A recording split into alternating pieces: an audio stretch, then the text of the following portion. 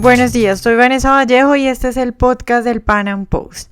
En medio de nuestro ciclo de entrevistas y conversaciones sobre el acuerdo de paz en Colombia, hoy tenemos como invitado a Luis Enrique Wall, fundador del Pan Am Post y empresario venezolano conocido en su país por su férrea oposición al gobierno del fallecido Hugo Chávez y por supuesto la dictadura actual de Maduro.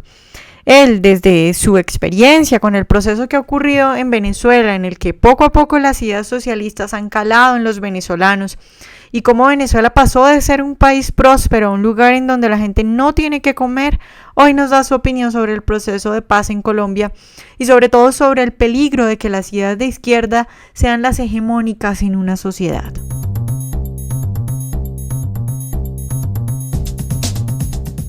Conociendo también no solo la situación actual en Venezuela, sino todo el proceso de cómo se llegó acá, que no fue de la noche a la mañana.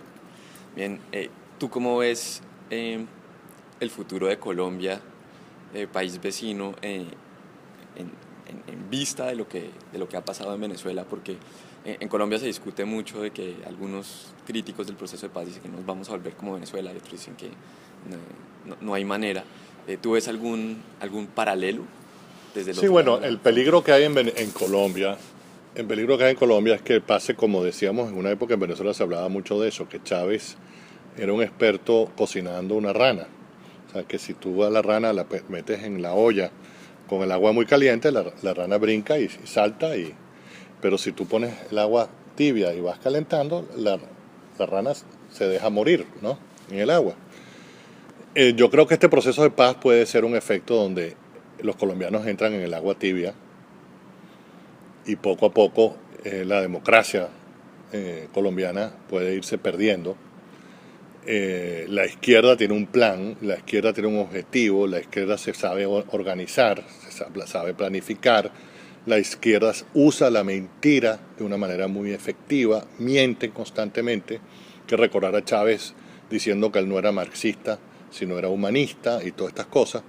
Y lo mismo hizo Fidel, y lo mismo han hecho muchos otros marxistas escondidos. Eso va a ocurrir en Colombia, ¿no? Gente como Petro, por ejemplo, no han demostrado todo lo radicalmente de izquierda que son, porque quieren dar una imagen al público errada de su verdadera filosofía, ¿no? Entonces hay muchos, vamos a decir, infiltrados, ¿no?, en lo que se ve como una izquierda moderada, que no es tal, y eso ha pasado en toda América Latina. Ve Chile hoy en día, después de tantos años de una cara muy moderada del socialismo chileno, ahora en este gobierno, la izquierda chilena ha sacado sus verdaderos colores a relucir. Un poco lo mismo va a pasar en Colombia, es lo que yo veo. Y con la presencia de la FARC en el Congreso, va a acelerar ese proceso. Ellos van a intentar sabotear las instituciones democráticas de Colombia. Va a ser una campaña constante contra la institucionalidad. Y eso va a ir afectando las bases mismas del Estado colombiano. Yo creo que Colombia pagó un precio muy alto por esto. La otra cosa que a simple vista, como persona inclusive que ha invertido en Colombia y que emplea gente en Colombia, se ve es que estos últimos 6 años en Colombia el Estado ha estado prácticamente paralizado. No ha habido ninguna iniciativa nueva. O sea, se habla del plan de infraestructura, de autopistas y algunas cosas, pero no son cosas transformativas en un país que necesita transformaciones como es Colombia. Colombia tuvo un periodo de 8 años donde el país se transformó.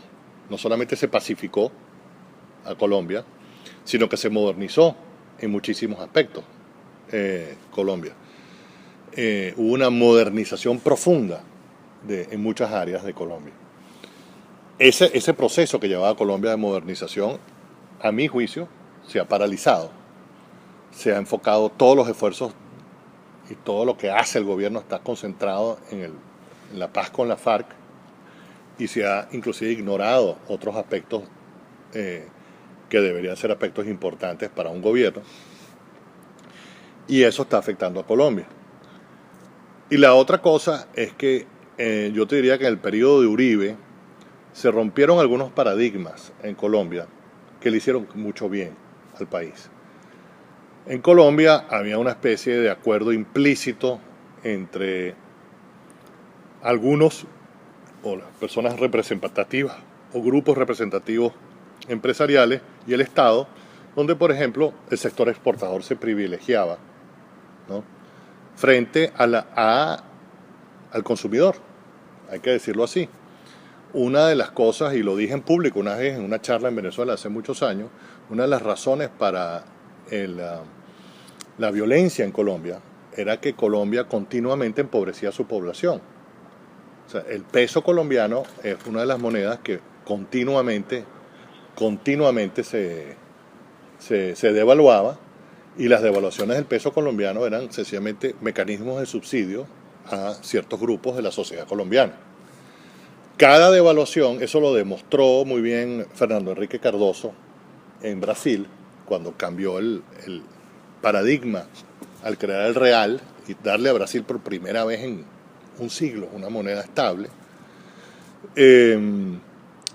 Cuando uno estabiliza la moneda, uno le da un valor a la moneda estable, el primer beneficiado es el trabajador. Entonces, yo creo que en el gobierno de Uribe eso se entendió. No fue un efecto del auge petrolero que vino en los últimos años de ese gobierno, sino fue un efecto que se entendió que la población tenía que sentir los beneficios de una apertura económica. Y la manera como la población sentía ese beneficio era a través de una moneda estable. Colombia está un poco regresando a un esquema donde pareciera que todo es un arreglo entre el Estado y algunos grupos, ¿no? El tema tributario, es verdad que Colombia tiene que financiar un déficit, pero yo me pregunto si la mejor manera de financiar un déficit es poner los impuestos más altos de América Latina.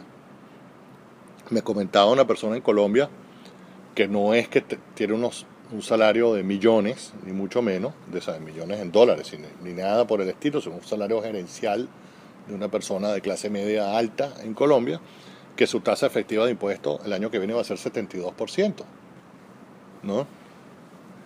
En el mundo eso quedó más que demostrado por estudios del Banco Mundial, por las realidades en los países de los tigres asiáticos, etcétera, que tasas de impuestos de esas magnitudes destruyen el crecimiento económico. Entonces pareciera que hay una especie de como lo diría Teodoro Pekov en Venezuela, hay una derecha borbónica en Colombia que es muy distinta a una derecha liberal, ¿no? Que actúa como una derecha borbónica porque actúa más como eso, como un mercantilismo atado por conversaciones y reuniones en privado con el Estado, que son los que generan política en Colombia. No se ve en Colombia una generación de políticas moderna, como debería tener una nación que tiene tanta gente preparada como Colombia, donde las políticas sean en realidad pensadas para beneficio de todo el país y no de ciertos grupos.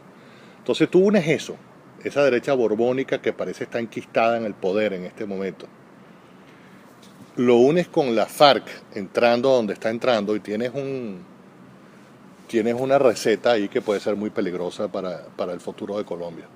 Colombia tiene ventajas sobre muchos otros países de América Latina. En mi opinión, es un país donde la corrupción, que la hay, los colombianos la consideran importante, pero si la comparas con los vecinos de Colombia, con toda Sudamérica, Colombia es un país, yo diría que es el país menos corrupto de Sudamérica. ¿Okay? Colombia tiene instituciones del Estado que funcionan, ¿no? ¿Sabes? Tú conoces un fiscal de la DIAN y el fiscal de la DIAN es un hombre preparado normalmente en Colombia. Eso no es así en el resto de América Latina. Entonces Colombia tiene unas ventajas enormes sobre sus vecinos. Lo que Colombia tiene que un poco deslastrarse, un poco por una parte de esa derecha borbónica y por otra parte necesita un líder que se dé cuenta de los peligros que se desatan con este acuerdo. Eso está por verse qué va a pasar en Colombia, pero ese es el peligro que tiene Colombia. Espero que hayan disfrutado nuestra entrevista de hoy. Recuerden seguirnos en nuestro canal de YouTube y nos vemos en una próxima emisión del Pan Am Podcast.